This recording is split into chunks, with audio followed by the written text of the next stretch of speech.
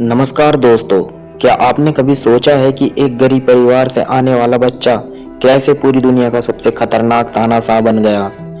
आज हम आपको एडोल्फ हिटलर की पूरी कहानी बताएंगे।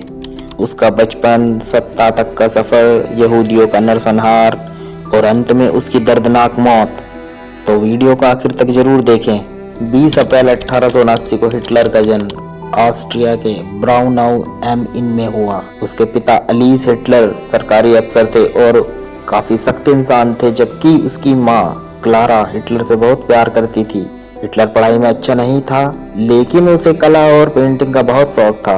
उसने वियना की आर्ट अकादमी में दाखिला लेने की कोशिश की, लेकिन 2 बार रिजेक्ट हो गया। इस नाकामी ने उसमें गुस्सा और निराशा भर दी। इसके बाद वह वियना में गरीबी में जीने लगा और यहीं से उसके मन में यहूदियों के प्रति नफरत पैदा हुई। 1914 में प्रथम विश्व युद्ध शुरू हुआ तो हिटलर खुशी खुशी जर्मन सेना में शामिल हो गया। उसने युद्ध में बहादुरी दिखाई और उसे आयरन क्रॉस मेडल भी मिला। लेकिन 1918 में जर्मनी की हार ने उसे झकझोर दिया। हिटलर को लगा कि जर्मनी की हार यहूदियों और नेताओं की गद्दारी की वजह से हुई है। इस दौरान वह एक राष्ट्रवादी पार्टी से जुड़ा, जिसे बाद में नाजी पार्टी के नाम से भी जाना गया। 1923 में उसने बियरहालपुट्स नाम का विद्रोह किया, लेकिन असफल रहा और उसे जेल हो गई।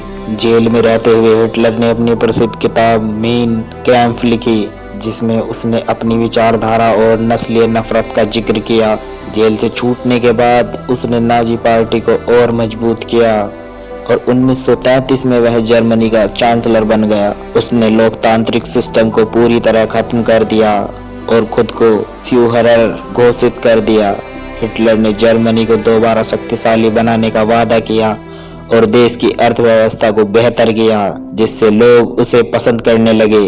हिटलर का तानाशाही शासन और दूसरी विश्व युद्ध की शुरुआत। हिटलर ने नाजी विचारधारा को फैलाना शुरू किया। उसने यहूदियों को जर्मनी की बर्बादी के लिए जिम्मेदार ठहराया और उनके खिलाफ सख्त कानून बनाए। यहूदियों को नौकरी, व्यापार और स्कूलों से निकाला जाने लगा।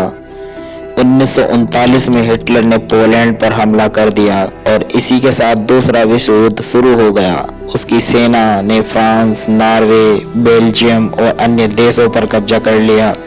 हिटलर यूरोप का सबसे शक्तिशाली नेता बन गया। होलोकास्ट इतिहास का सबसे बड़ा नरसंहार था।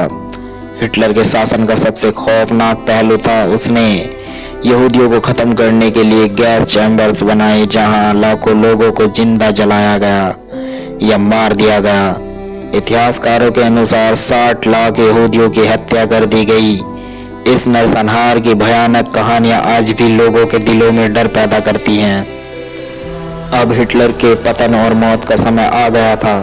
1941 में हिटलर ने सोवियत यूनियन यानी रूस पर हमला किया, लेकिन यह उसकी सबसे बड़ी गलती साबित हुई। जर्मन सेना ठंड और रसद की कमी के कारण हारने लगी।